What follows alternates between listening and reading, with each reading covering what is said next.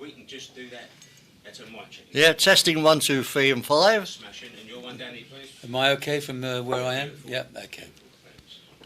Anytime. Lovely, Denis. Okay, here we go.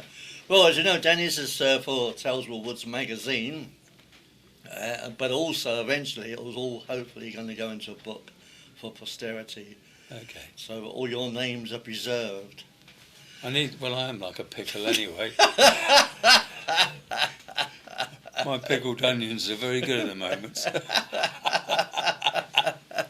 So where were you born, Danny? I was born in Liverpool, 1942, and they said in Liverpool, if your next door neighbour had the name on a bomb, then you should leave. And our next door neighbours was called Mr. and Mrs. Doodlebug. So it sounds like I rehearsed that.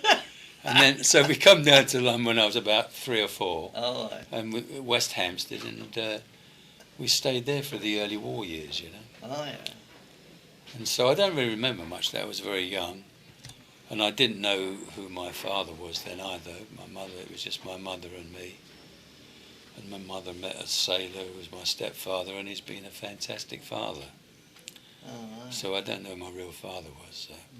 He could have been an Irish labourer or an American GI, I'm not sure. Being from Liverpool, you never know. Yeah, right. Yeah. So you went to school in West Hampstead and such like? And you I went to school there, and I was in the 11th Boy Scouts. Tony Meehan was in the Scouts with me at the time, and I was his patrol leader, which he wasn't. I don't think he liked me for that. And all he did was hitting billy cans at the camping competitions. He was always banging things like you could see then he was going to be a drummer. Yeah, right. Yeah. So was any music influences coming from your family, from your mother, or from various relations? Well, my mother liked singing a lot, but not publicly.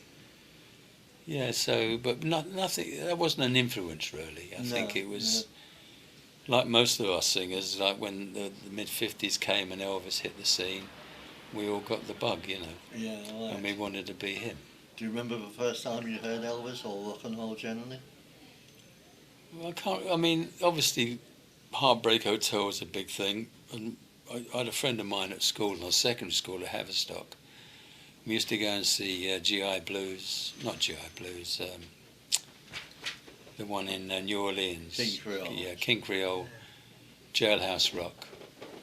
And the friend I had, he was a guitarist, but he liked Django Reinhardt.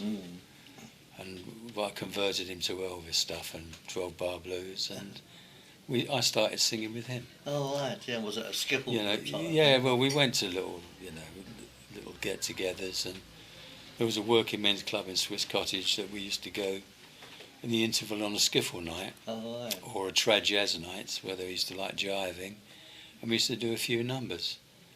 And used to go around with a hat as well, and we got a few bob. Oh, right. So what year do you think this was in, Danny? What year? Well, that would be when I was less than 18. Yeah, so late 50s. Yeah. 58, 59, yeah. And of course, then I got the fever. Then I thought this is the way to be, you know. So obviously that led on to the Two Eyes, I assume. Is that right? Well, the Two Eyes, I never performed there. I used to go there a couple of times. I was a bit young then. I wasn't involved like professionally. And when I started singing, it was like a talent contest at the top rank in Finsbury Park.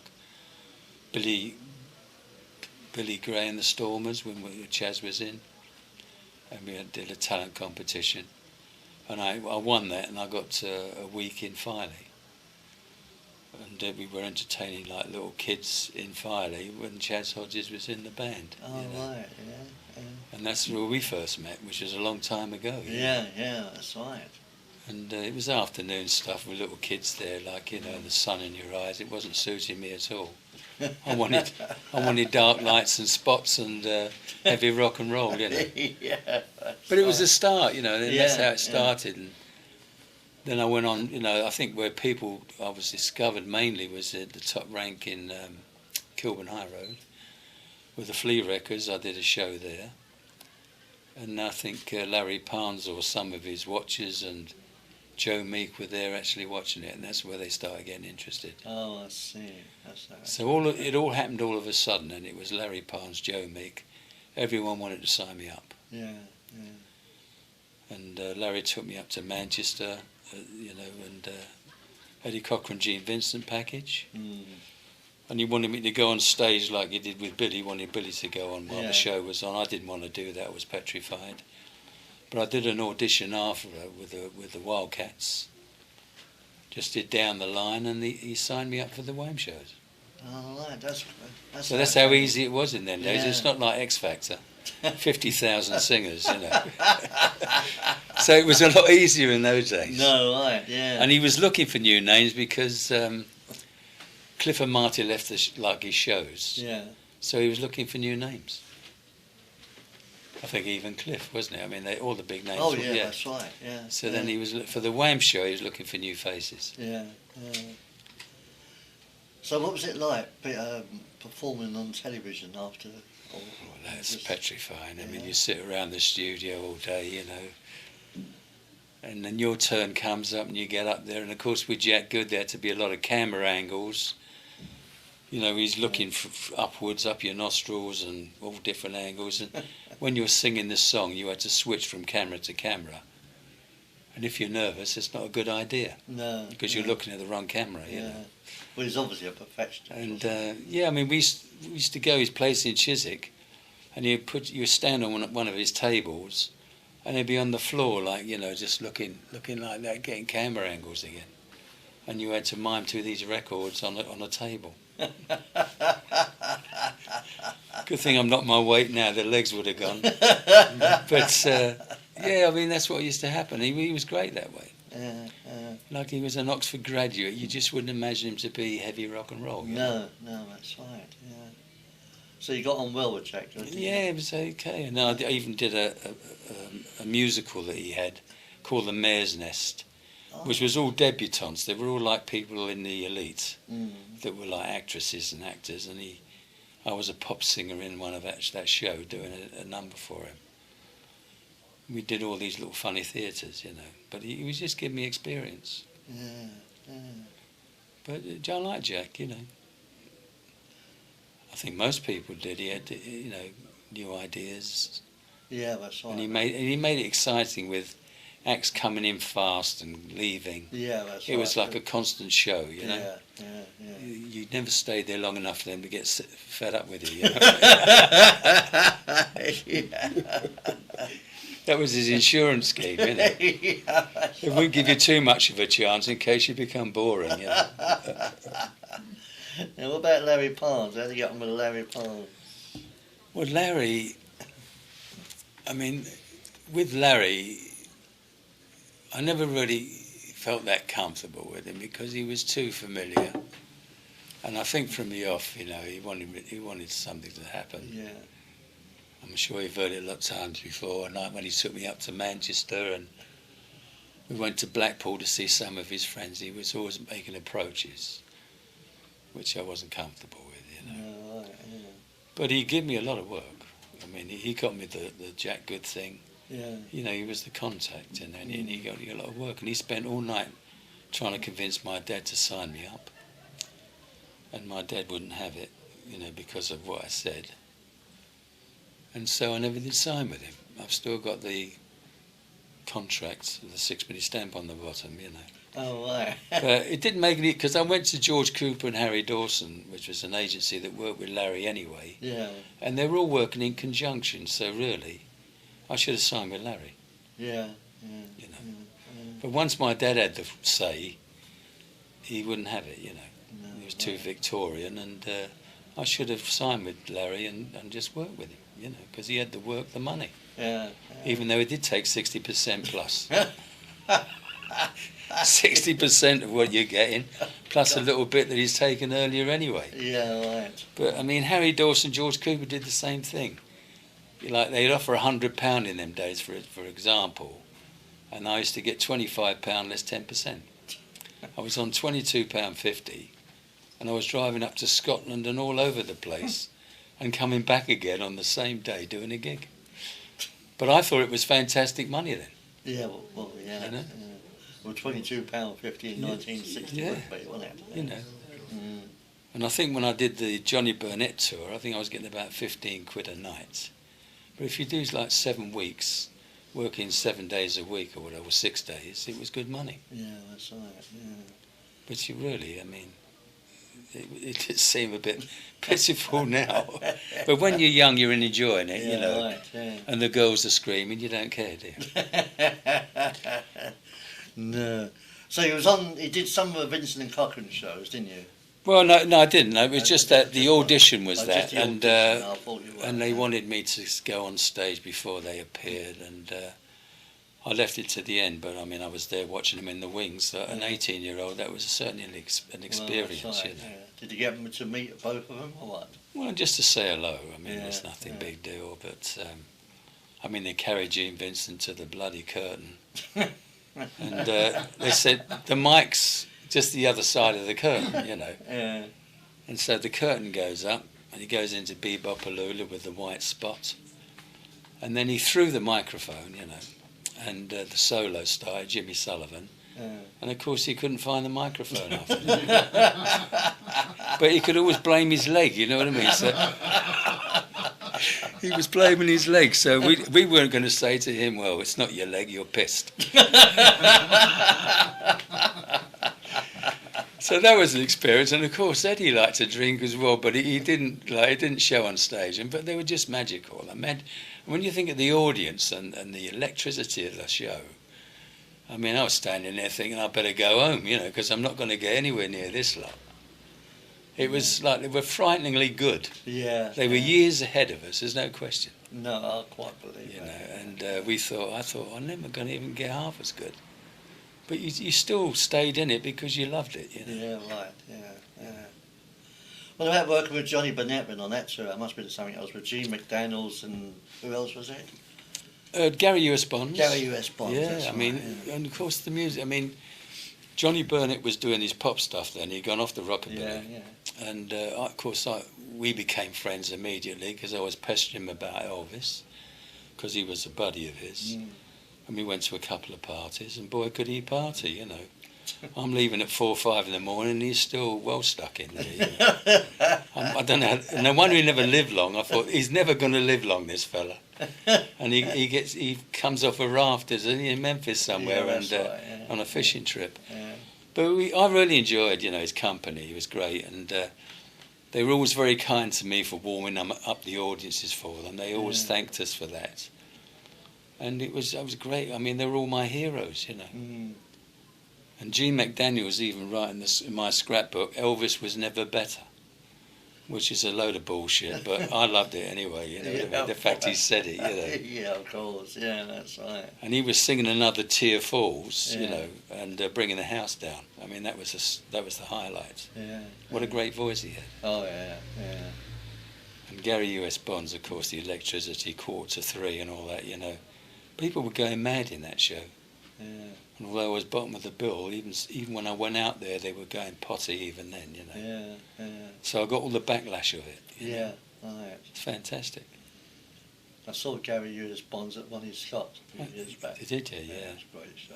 Yeah. He'd done a brilliant Dreams to Remember. We Otis Yeah. Redding. That's the Yeah, one that sticks yeah. out in my mind. It was a great show. He's lasted the distance, hasn't Oh, he? yeah, most definitely. Yeah. I mean, he did a show here. I'd love to have gone down there and just stood in front of him and say, "Do you remember me?" But he probably would have said what you said with the picture there. Is that really you? Yeah. But we had great times on that show, and we were up and down the typical Palms package. We were up and down like yo-yos.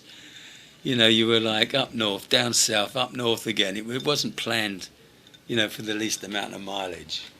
No, And, yeah. But we had a great time on that. And it was, music was at the height of its thing then, you know, Yeah, early yeah. 60s, you know, 62. Yeah, that's right.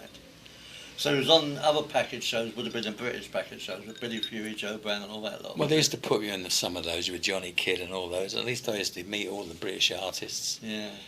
And so I had a great kind of apprenticeship, really. It's the only thing I got fired at the end of it, really.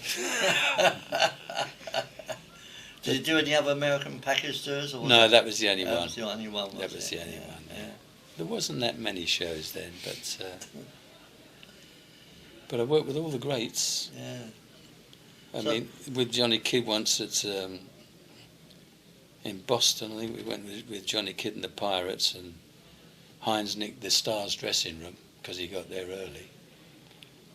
And we walked in with the Pirates, and of course they went in there and grabbed hold of Hines, threw him out, all his clothes out of the dressing room. And they walked in, they said to me, "You can use our dressing room." So I was using the Stars dressing room on that one. And Hines is splattered out outside. I never liked him for whatever reason, whether it was standing on speakers or whatever, saying that was my invention. You know, it was silly things like he invented it, you know. Yeah, right, yeah. It was probably done in the 30s in America, you know. Yeah, I'm sure it was, yeah. So what about Joe Meek, then? How did you get on with our Joe? Well, Joe was also shy. He was very nice to me, very shy. He only lost his temper with musicians, mainly, but the singers, he seemed to have he gave them a peaceful life, really. You know? And I didn't have any problems with Joe. He was great. And he made some fantastic sounds. Yeah. You know, you're singing in a second floor flat looking over Holloway Road, thinking this is like a rehearsal. Mind you, had some great musicians around then.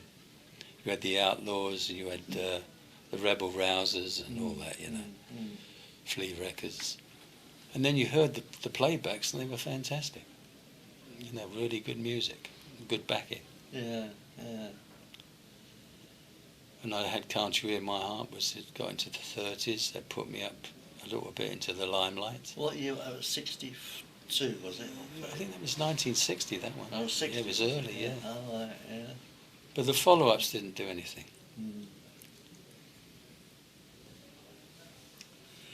See. So, did he produce all your records? Did he, Joe Meek, or? No, the first one, Hawk, was Dick Rowe. Oh, right, yeah. You know, that was, and then Joe was after that. Can't You Hear My Heart was the second record. Yeah. I see. Was you disappointed? Obviously, you were with the lack of sales with the follow-ups. Can't You Hear My Heart? Well, after that, well, you never know what's going to happen, do you? I mean, I was surprised to get in the charts, to be honest with you.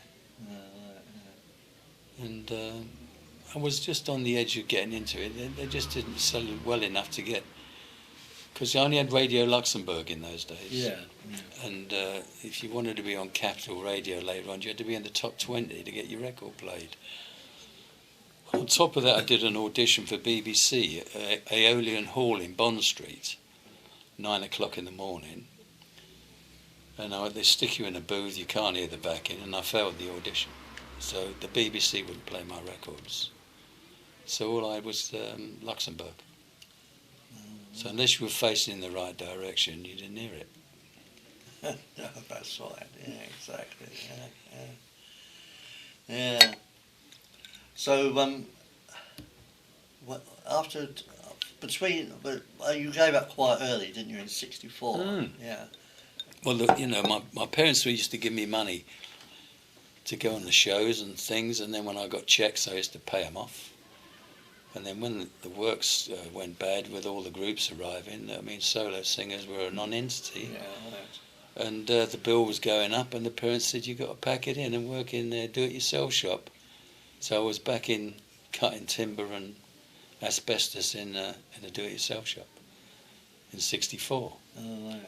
I never got involved with the business after that. I was out of it till 1990, which is a big gap, isn't it? That's 30 years. That's right. And we went to the Hammersmith Palais to see a few rock and roll faces, and Cliff Bennett let me in, more or less. He got me in.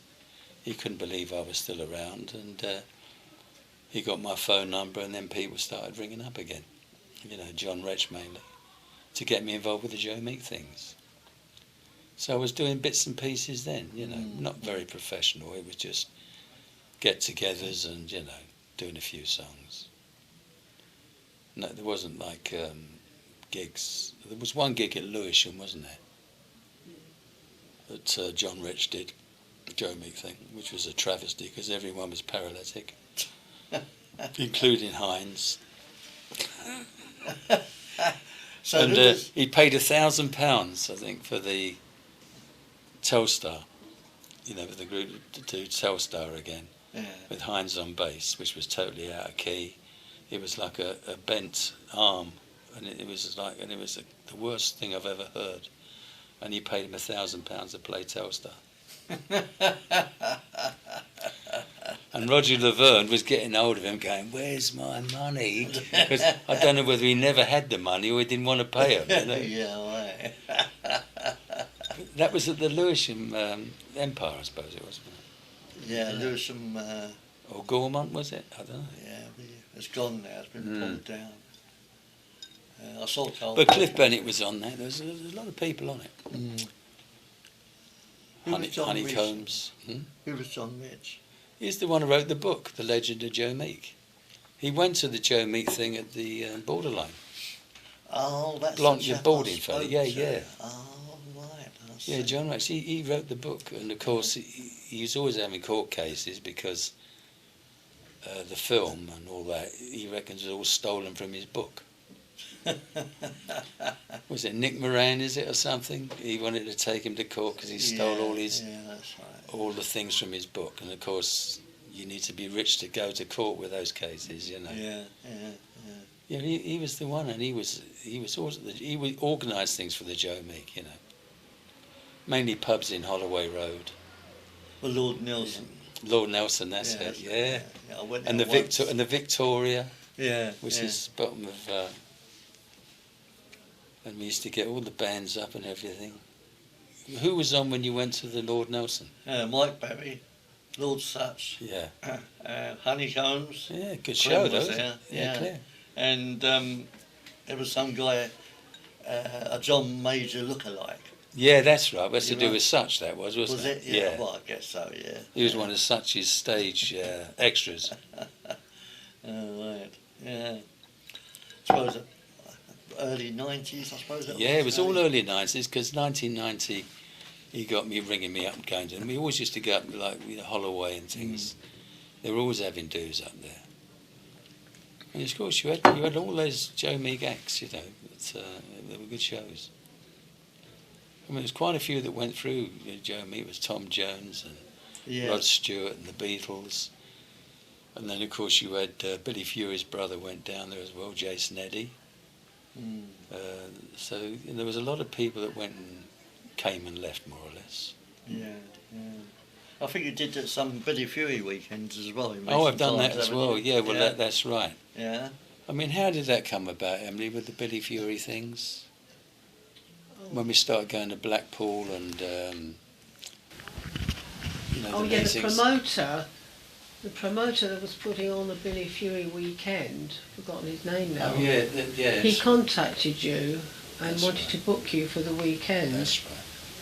And that's when we did the first one. Carousel, that was the Carousel South Pier. The Carousel in Blackpool, and this that fella was the early paid me 90s. £300, and I went there a day early to rehearse. And it was the Hunters. I think it was Dave Sampson Hunters. Right, yeah. And they turned up on the night when the show had started, so no rehearsal. And I was paralytic. I did the worst show ever, if it's possible. And he paid me £300. I thought I'm getting more money, a lot more than I used to get in the old days for doing a good show, Yeah. And it just started from there then. And I'm like honorary member of the Billy Fury Society. We went up for the lectern, didn't we, at the cathedral. And, I got friendly with all the family. Jean's still alive. She's fantastic.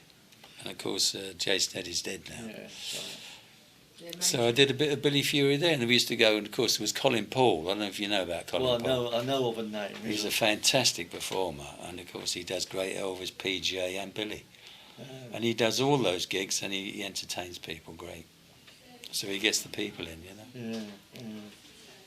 So if you can get hold of Colin Paul, do so. Another one. Has been suggested to me. Yeah. Yeah. So that's that was so you came back. So that was basically what was happening when I came round and knocked on your door. Then was it? Well, that was I mean, that was a shock. I mean, I thought, how's this fella come all this way from Bromley and asked me to do something? I couldn't believe it. It was for the first Two Eyes show, wasn't it? Yeah, and who gave you my address for you to come round? Probably Darren, probably. Oh, Darren, yeah. Probably. I can't be 100% Well, sure. But I would suspect but I'm glad you did, because it's been a real experience doing your shows, and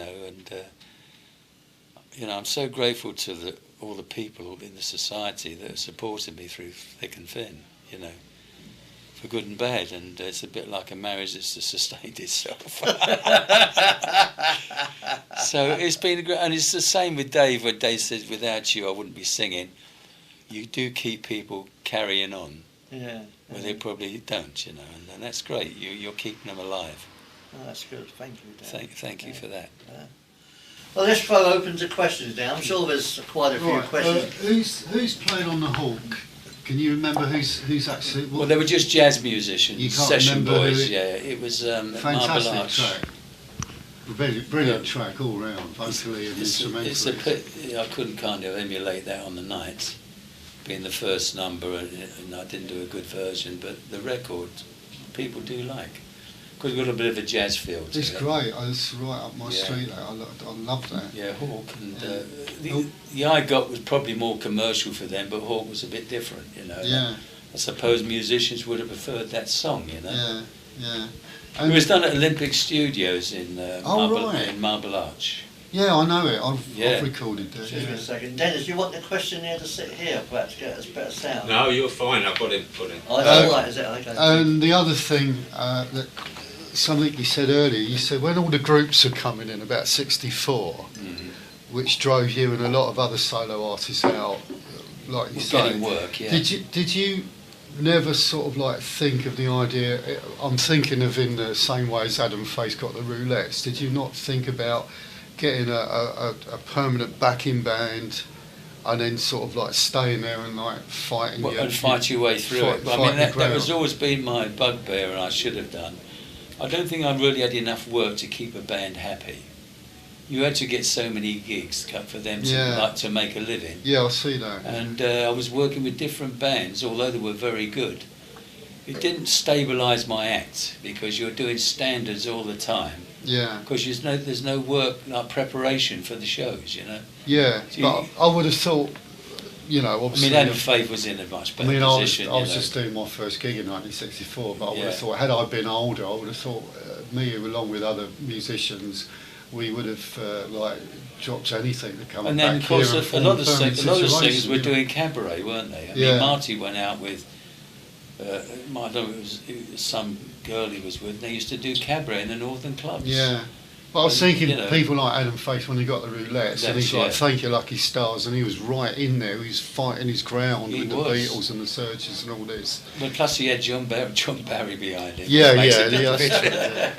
I mean, let's be fair, Yeah, no, it just crossed my mind why you never thought of doing that. I wasn't in that league, Well, and of course, I should have done what my father said. Like, he bought me a Hofner guitar.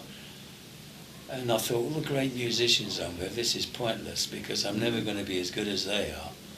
I'm going to let them do it. But I would have thought, if I'd have been a musician, I might have got a job as a backing singer. Yeah. Who knows? It's just I would have thought with a permanent four-piece band. Yeah, I wasn't. You could have quite, along with the others, you could have quite easily stood your ground. My biggest pitfall, and always has been, I haven't been ambitious, and I'm a bit too lackadaisical. And it's always, I'm obviously suffering from that to this day. I enjoy it, but I don't work hard enough at it. And I probably should have done, But I was quite pleased with where I got, and I enjoyed it. It was a good interlude in my life. And I did a lot in that 4 years. I mean, I went to Norway in the Arctic Circle. Not many people got that gig. And, I used to go places that they'd never seen a British pop singer. I did a summer season at Jersey, Isle of Man. The Isle of Man was great, and I had a good time with it. And it doesn't matter if you're skint. If you've got a name, people will always look after you. You know, you can go in a place broke, come out paralytic, and you don't spend a penny. You was the first ever British singer to tour Finland, weren't you? In Norway, no, went to Norway. Norway. Yeah, and that was great then, because I don't think any Americans. when the boat came in, you know, there was all these Norwegian musicians on the quay there with little speakers. You know, I thought, oh, is this it? Most of them can't speak English. I thought, how am I going to manage this? And the show was like a nice Stedford.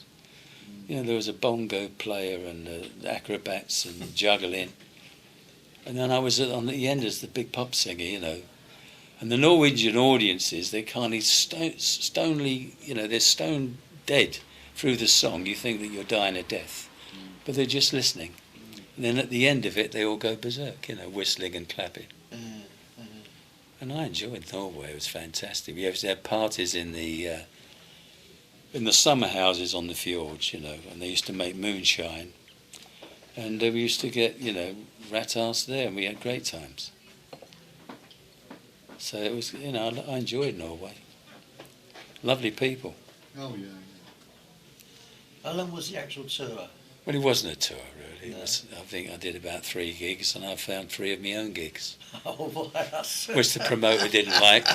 Yeah, we did 3 private gigs, you know what I mean? In like scout huts or whatever. You know? I thought we'll have ankle tapping after this, you know, with the Boy Scouts. How did it all come about in the first place? I don't know, I think they got through my, you know, George Cooper, Harry Dawson, someone rang up and said, they asked for me. I think it was all to do with Can't You Hear My Heart, really. Oh, I see. They like that record, you know, so... It's amazing, even you get like in the lower charts, you still get gigs out of it. Yeah, oh yeah. Dennis, you got any? Yes, please. If we can stay with the Norway gig, was that just once or twice you went to Norway? Just the once. Just the once, and you're actually down as being the first British rock and roller to perform north of the Arctic Circle. That's it. Yes. It was Trondheim, Narvik, Trondheim, Tromsø, I think I did. Because when you first went there, you went south of the Arctic Circle, but you travelled up once you were inside Norway or something. Yeah, and yeah. You then achieved that record. Yeah, marvellous, wasn't it? At that time, you were signed, or you was working with Joe Meek, weren't you? Yeah. Did he accompany you on that journey? No, he didn't. No. He didn't. Okay. No, that didn't happen. I'd like to ask you, Danny, how and when did you get your name? I got it from the beginning, and it was a simple thing, 2 Elvis films, Deep Rivers and Danny Fisher.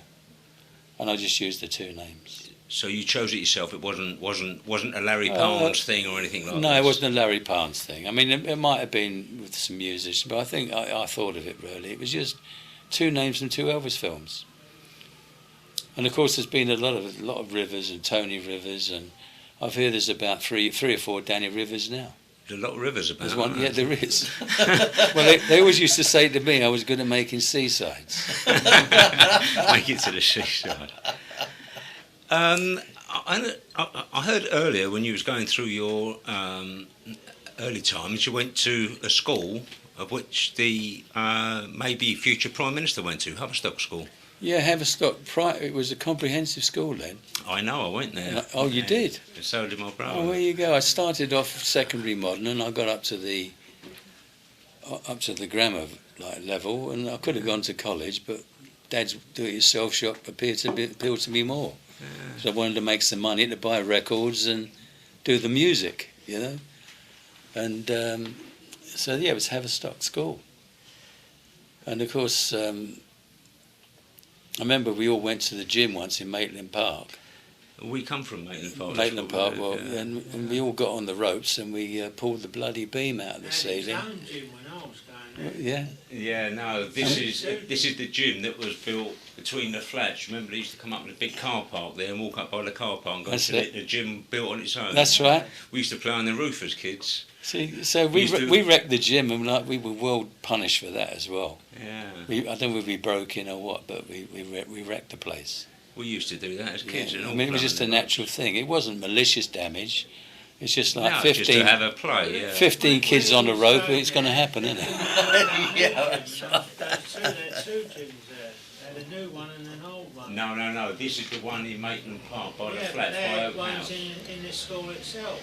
Why would they want to go up to that one? They often use the one in Maitland Park. Done it for plays as well. Yeah? He's right on that one. And of course, I always used to go to Malden Road instead of school dinners and have a big lump of bread pudding for a penny. For a penny, the bread pudding, Yeah. and also the penny buns. Do you ever get the penny buns? With Yeah, the yeah, icing on yeah. them? And also the fish and chip shop, six And the chips fish and chip next door with with the crackling. the crackling on the chips because we couldn't afford the fish. We used to get the crackling. Yeah, so you did the same. It was the crackling that was Yeah. falling off the fish. And That's they used it. to put It was on one all side and bits. give you it with the Lots of chips. salt and vinegar. I thought it's better than We the done school all the dinner. same. Straight out of Croxton Road, turn right. Yeah. Big steaming bread pudding, you know what I mean? Beautiful stuff. Penny a lump, wasn't it? Oh, what a lump as well. Penny a lump. So that's it. You brought back memories for me there. If I can come back to your early times with Joe Meek, and my interest, as you know, because I work with the Joe Meek Society sort of thing on this, and also Yeah. with Radio Such, and Yeah, I do the yeah. Joe Meek Hour show. Goes out on Monday nights, 9 o'clock, radiosuch.net. These are the adverts, folks. When you started off, was it actually in Holloway or when Joe was in Arundel Gardens? No, it was in Holloway, 304 second floor. You never ever went to when he was in Arundel Gardens? No, that was prior. And it was 1960 as well. I mean, Yeah, 60 was the change over time. 60 Because- he was in Arundel in the early because 60s. I have recollections, and when I did Can't You In My Heart, I still think it was the same studios at Marble Arch rather than Harrow Road. Okay. Because they, it was, who was the orchestrator? Charles Blackwell. Yeah. And we had all the girls singing like, the Vernon's girls, or it wasn't the Vernon's girls. And it was all done professional in that studio. And they all said it was very unusual for Joe to do that, and I'm just wondering whether I'm confusing it with Hawke, because it's 50-odd years ago. But I Of course, just of course, the Vernon's girls were named after Vernon's pools. Yeah, that's right, that's right, yeah. Because they used to advertise on Radio Luxembourg. Yeah, they were all there for the singers. And it was a Don't couple of know. Vernon's girls actually changed their name to Charades, and they recorded with Joe Meek as well. I mean, I got 8 draws, but I didn't get a Vernon's girl. You didn't? Well, you can't win them all, Danny. Thank you very much. Thank you, Denis.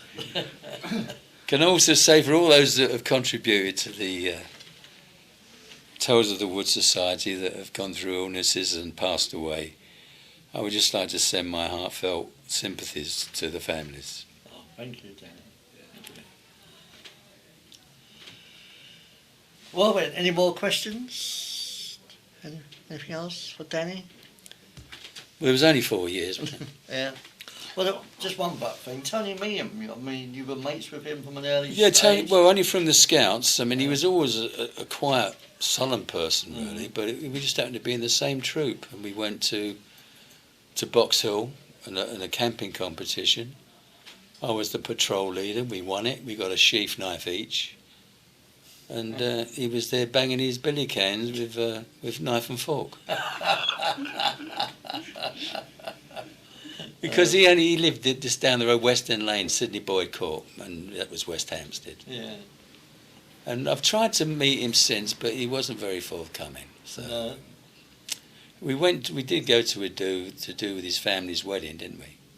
His brother's wedding. It was Emily's. It was the brother's wedding of Tony Meehan, and we went to that wedding. It was the Irish Club in Eaton Square, and even there, it was everyone had to do something musical. Like the Irish thing, you all do a turn, don't you? Yeah. And that was a good day as well. I've just got one more question, please, if I may.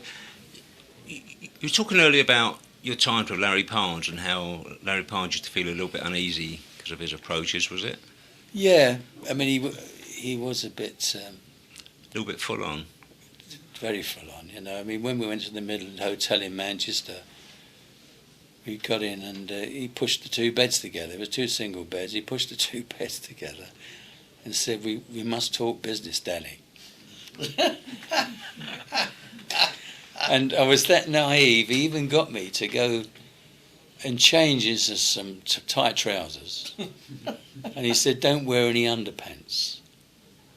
And then I came out and he had like lights that used to go on you, a bit like Jack Good, to see if there was any profile.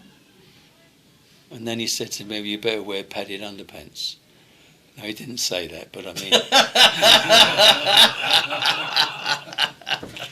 But he did actually do that, and you know, I mean, I was very uncomfortable with that. I was very naive at that age, and he wanted to call me Danny Abel. You know that every singer had a different name, and he wanted to call me Danny Abel, and I didn't like the idea of that either. He was similar sort of character to Joe Meek in some ways, in that way sort of thing. Well, Joe wasn't so forward. I mean, I think Joe was more of a shy person. With Larry, I mean, they told me stuff. I mean, Vince will tell you millions of stories. He used to go out hunting at night in the West End, and his bloody hat and coat rack was full of military uniforms. And of course, he had that thing with Johnny Ray, that they were together. Yeah, Vince wrote about that. Yeah, and so Vince knows all that side of it. So he was always on the prowl. But it doesn't mean to say all the singers that were with Larry got involved, not by any means. I should have said that to my father.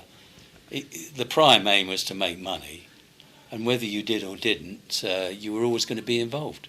So I've seen the photo in your scrapbook, and you was quite a nice-looking young chap there, and you still are, I might add. The sort of fella that Joe Meek might have tried it on with, at least to try his arm once or twice. Did he? Yeah, I mean, it it never happened, and he was always polite and nice. Perhaps he was in love with Hines then. I'm not sure, but I didn't feel nervous with him at all. Okay, and if I can ask just one question about when you was with Gene Vincent, your time with Gene Vincent, did you ever see any of Gene Vincent's alleged violent side, or whether Gene used to carry firearms and that sort of thing? Yeah, no, that happened later, I think. I didn't see that. I know there were things in the Isle of Wight that he supposed to have had a gun, that sort of thing. Shotgun, because he didn't have the price of the sandwiches and he was waiting for the money. You never saw anything like that? No. Okay. No, I didn't see that. I mean, it's terrible what they did if they tried it on. I mean, they were brave as well, weren't they? I mean, that's not a person you would do that to, is it? Not pay him. No. Not psychotic. And, wherever he went, the places were always packed, so they must have taken money. Yeah. But there was a lot of, these impresarios, there was a lot of dodgy, organisers in them days that wanted to make an easy buck. You left Joe Meek in, which year was it you left Joe Meek? 64, my last record, Okay. There'll Never Be Anyone Else, was done with Dick Rowe again. So it was a full circle with Dick Rowe. Dick Rowe did Hawk.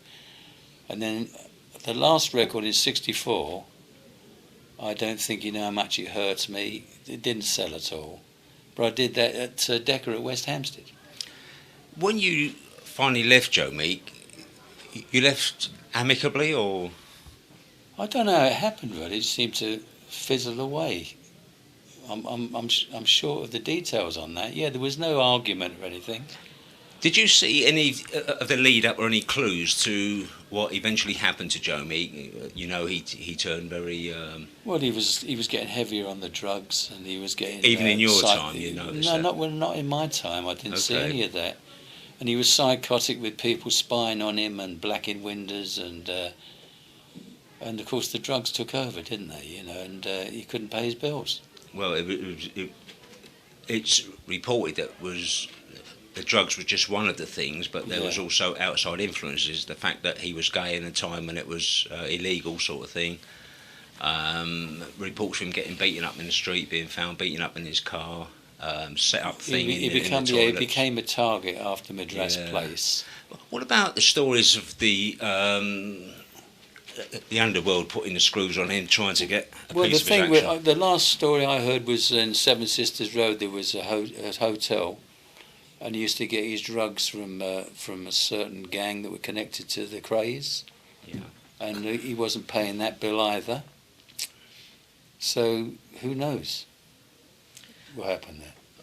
Where were you when you heard the news that he died? And what was your immediate thoughts?